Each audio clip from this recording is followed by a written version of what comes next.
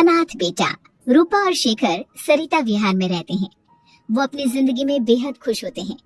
दोनों का शौर्य नाम का एक बेटा भी होता है, जिस पर दोनों ही अपनी जान छिड़कते हैं। शेखर, अब तो आप शौर्य को अपनी गोद से नीचे उतार दीजिए, उसके सोने का टाइम हो रहा है। नहीं रूपा, इसे मेरे पास ही रहने दो प्लीज। मैं थोड़ी देर में इसे बिस्तर में सुला दूंगा।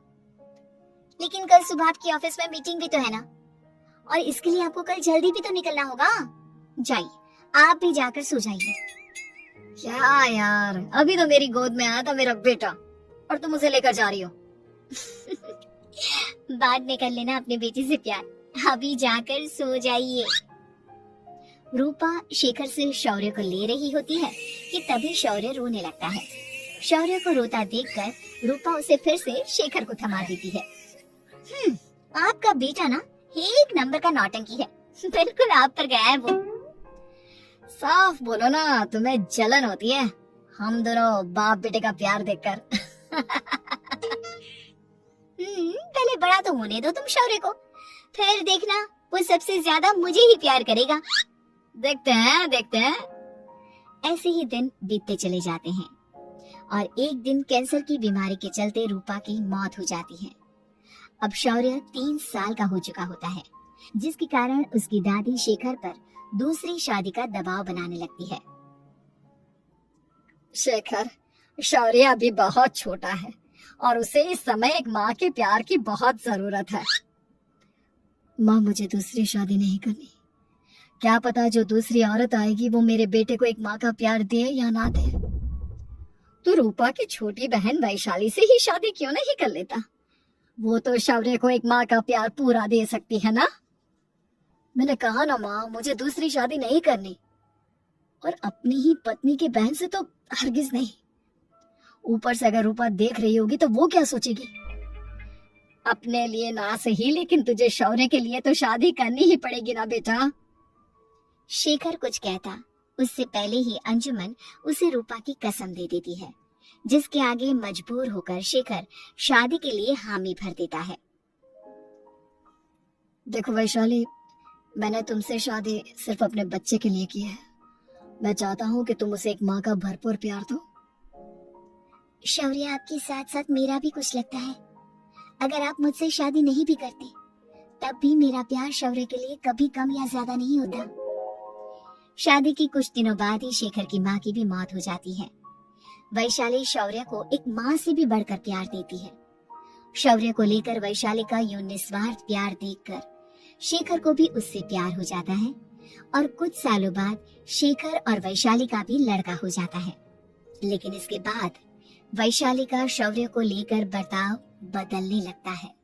वैशाली, मैं देख रहा हूँ तुम आजकल शौर्य का जरा भी ध्यान नहीं रख रही हो। मुझे पता नहीं था कि आदित्य के होने के बाद तुम इतना बदल जाओगी। आदित्य मेरा अपना सगा खून है और शौर्य दीदी का, फिर मैं दोनों में अंतर कैसे नहीं करूं?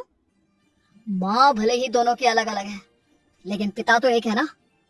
अगर मुझे पहले पता होता कि तुम इतनी जल्दी बदल जाओगी तो मैं कभी तुमसे शादी ही नहीं करता। हाँ, तो किसने कहा था आपसे मुझसे शादी करने के लिए? मैं थोड़ी ना आई थी आपके पास, आपकी माँ ही आई थी मेरे घर आपका रिश्ता लेकर। वैशाली, मुझे तुमसे ऐसी उम्मीद नहीं थी।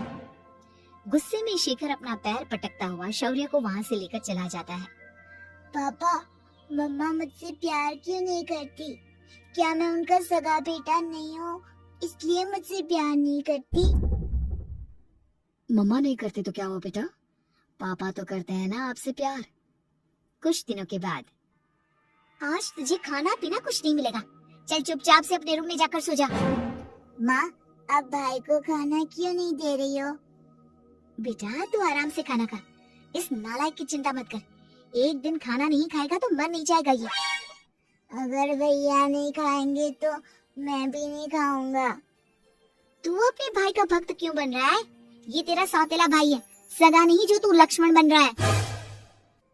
माँ को इतना भी नहीं मालूम, श्री राम और लक्ष्मण सगे भाई नहीं थे। श्री राम माता कौशल्या और लक्ष्मण माता सुमित्रा की कोख से जन्मे थे।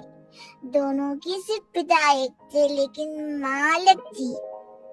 मुझे ज्यादा ज्ञान देने की जरूरत नहीं है, ये सतयुग और त्रेता युग नहीं है, समझे? हाँ यहाँ बड़ा भाई का चमचा।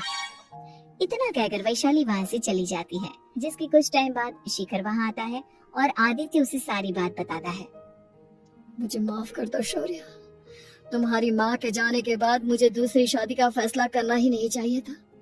अगर मैं दूसरी शादी नहीं करता तो शायद आज तुम्हारी ये हालत ना होती। नहीं पापा, अगर आप शादी नहीं करते तो मुझे आदित्य जैसा छोटा भाई कभी नहीं मिलता। थैंक यू मुझे इतना अच्छा भाई देने के लिए। तुम दोनों हमेशा ऐसे ही साथ रहना, फिर कोई भी तुम दोनों का कुछ नहीं बिगाड़ पाएगा। चलो मैं तुम दोनों को आइसक्रीम खिला कर लाता हूँ, बहुत भूख लग रही है ना। शिखर शौर्य और आदित्य को आइसक्रीम दिलाने लेकर जाता है।